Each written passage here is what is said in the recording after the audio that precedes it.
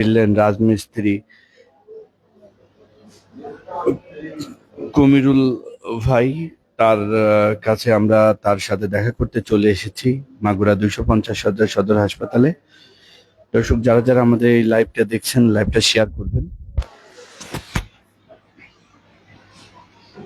আমরা ভাইয়ের সাথে একটু কথা বলবো যে বিস্তারিত আসলে কি হয়েছিল আসলে সেদিন, সেটাই আমরা ভাই থেকে আসলে শুনবো। যে গত 19শে জুন আসলে তাকে কিভাবে ডেকে নিয়ে যাওয়া হয়েছিল বা এই বিষয়ে আমরা আসলে জানবো, ভাই থেকেই আসলে জানবো। ভাই, বসো। ভাই, বসো।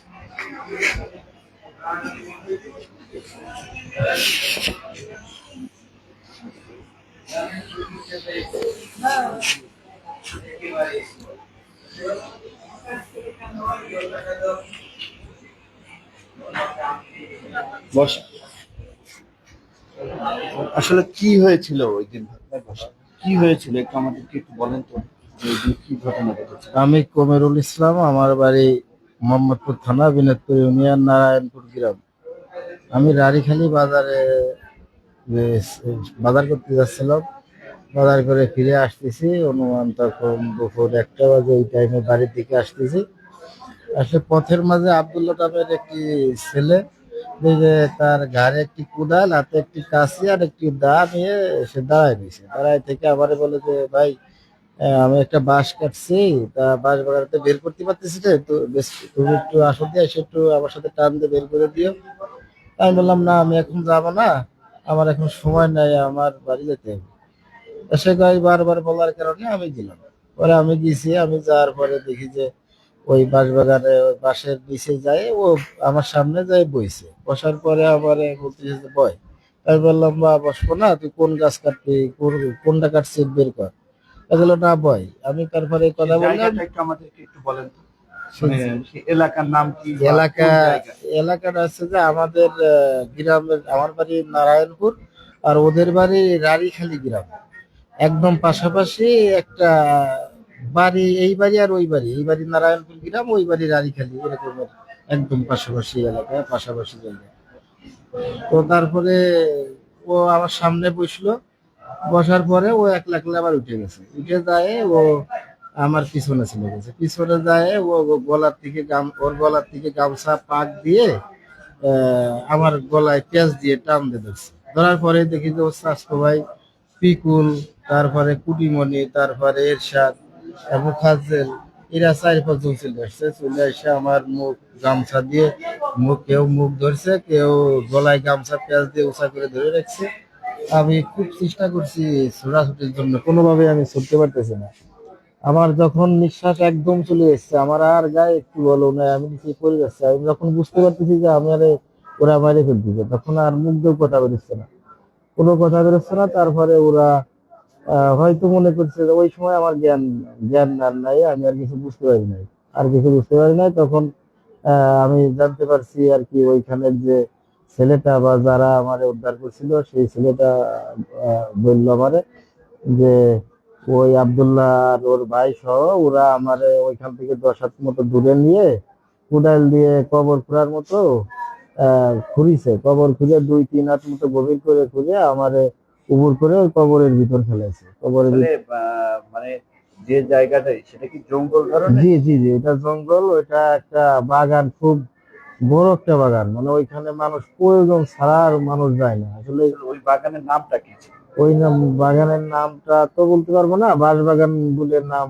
পরিচিত। বাঁশবাগান মানে ওই এলাকার নামটা কি? ওই এলাকার নাম আছে হলো আপনি এই এলাকাটার নাম আছে রাড়িখালি উত্তরপাড়া বলে পরিচিত। আপনার বাড়িটা ওই জায়গা থেকে কত দূর? ওই জায়গা থেকে আমাদের বাড়ি 1 কিলোমিটার বা একটু কম হবে। তো আমরা বাজার ঘাট সবই ওই গ্রামেই, ওই রাড়িখালি, ওই যেখানে ওই যে বাগানে এটা ঘটছে, ওই বাগানের থেকে একটুখানি দূরে একটা বাজার আছে, ওই বাজার করি আমরা, ওইখানেই থাকি, ওইখানেই যাই। আসলে আরেকটা বিষয় আসছে যে মানে যে লোকটা আপনার দিকে নিয়ে গেছে, জি, ওর কি পূর্ব থেকেই চিনতেন? জি, ওরে আমি পূর্ব থেকেই চিনতাম, খুব ঘনিষ্ঠ কিছু আমার ছিল না। কিন্তু ওই 5 আগস্টের পরে ওই আহ, খবর দেখতে দেখতে ওর সাথে একটু তর্ক বিতর্ক হয়েছিল বাজারে বা একটা চার দোকানে। একটু হালকা পাতলা একটু গ্যাঞ্জামের মতো হয়েছিল। তারপরে ও হালকা পাতলা মাঝে মাঝে দেখলে আমার সাথে কথা বলে, আমিও ওর দেখলে কথা বলি। আমি তো মনে করছি যে ওইটা ও আসলে ভুলে গেছে, কিন্তু ওর ভিতরে যে এটা ছিল বা ওর পরিবারের ওর ভাইদের এইগুলা ছিল মনে, আমি আসলে বুঝতে পারি নাই। তো ডাক দেওয়ার পরে এইভাবে গেছি, যার পরে ও হলো ওই কবর খুঁড়ে কবরের ভিতরে আমার উবুর করে ফেলছে, ফেলে মাটি দিয়ে ওরা কেউ পাড়াচ্ছে আর কেউ মাটি দিচ্ছে। এই সময় একটা বাচ্চা আছে ওই বাঁশ বাগানের সাথে একটা পেয়ারা বাগান আছে, ওই পেয়ারা বাগান যাদের ওই বাচ্চাটা আসছে ওই পেয়ারা ছিনতে না ঘাস কাটতে যেন ওইখানে আসছে, এসে দেখে যে ওরকমের মাটি দিয়ে কারে যেন পাড়াচ্ছে আর গুংরাচ্ছে এরকম শব্দ এসছে। পরে ছেলেটা আগে এসে দেখে যে ওই দুইটা পাও দেখা যাচ্ছে। এই পা দেখে তখন ওই ছেলেটা চিৎকার করে, চিৎকার করলে ওর আশেপাশে যে লোকজন আছে তারা সবাই এসে দেখে যে ওই আব্দুল্লাহ শহর ভাই কুটিমনি আব্দুল্লাহ মুখাসেল যারা ছিল তারা তারা দৌড়ায় চলে গেছে। আর তারপরে তো ওরা আমার ওই পা ধরে টেনে বের করে তারপরে আমার মাগুরা সদর হাসপাতালে ভর্তি করে। আসলে আরেকটা কথা হচ্ছে যে ওরা কয়জন ছিল এটাকে ওরা প্রথমে ছিল আব্দুল্লাহ একা, তখন আমার আব্দুল্লাহ ভিতরে ডাকে নিয়ে বসাই, তখন দিকে পিছন থেকে আব্দুল্লাহর ভাই ইদা ওই আব্দুল্লাহ, তারপরে কুটিমনি, তারপরে ইমাদ, তারপরে আপনার ওই মুখাসেল, এরা দিয়ে মোট 5-6 জন হবে এরকমের দেখলাম পিছন দিয়ে এসে আমারে কেউ গামছা দিয়ে কেউ এমনি কি ওই ওড়না দিয়ে। ঢোকার সময় দেখা যাচ্ছে আপনাকে কি মারধর কি করেছিল না? জি না, আমার তো ওই সময় জ্ঞান ছিল না। আমার মনে করেন যখন আমার গলায় ফাঁস দিয়ে 1-1.5 মিনিট মতো উঁচা করে ধরে রাখছে, অত পর্যন্ত আমার জ্ঞান আছে।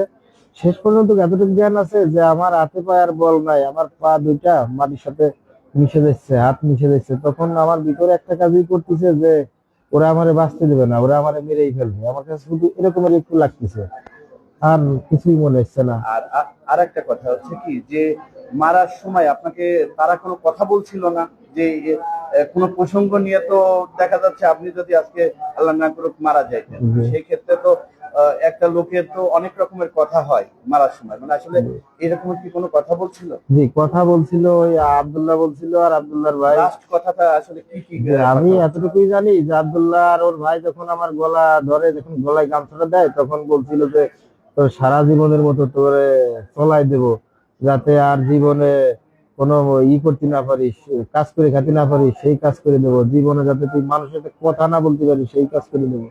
এই কথাটা আমার কানে আসছে শুধু, আর তাছাড়া আর কোনো আপনি কথা কি না। সেই সময় বলেন নাই যে আমার কি অপরাধ বা এরকম কোনো? তখন আসলে আমি তো কত কিছুই বলতে চাচ্ছি, তখন তখন তো চিৎকার করতে চাচ্ছি বাঁচার জন্য, আসলে তো আমার মুখ দিয়ে কোনো কথা বেরোচ্ছে না। আমার গলায় এমন ভাবে ফাঁস দিয়ে এইভাবে উঁচা করে ধরে রাখছে যে আমার মুখ দিয়ে কোনো কথা বেরোচ্ছে না, হাতেও কোনো বল নাই, আমি কোনোভাবে কিছু করতে পারতেছি না। শুধু এতটুকু বুঝতেছি আমি এরকম হাত দিয়ে গামছাটা ধরতে যাচ্ছি, কিন্তু কোনোভাবে গামছা ধরতে পারতেছি না, লাগেল পাচ্ছি না।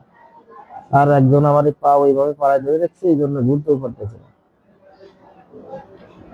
তো আমি চাই যে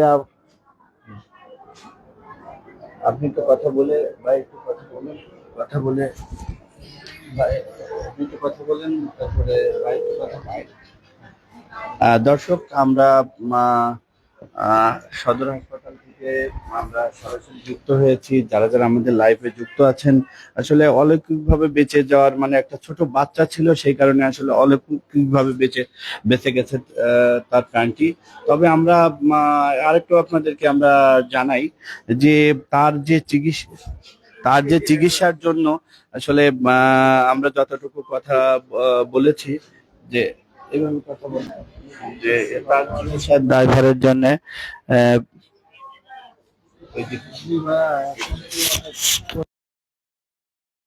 লাঞ্চের সমস্যা, লাঞ্চের জন্য কথা বলতে পারি না ভাইয়া।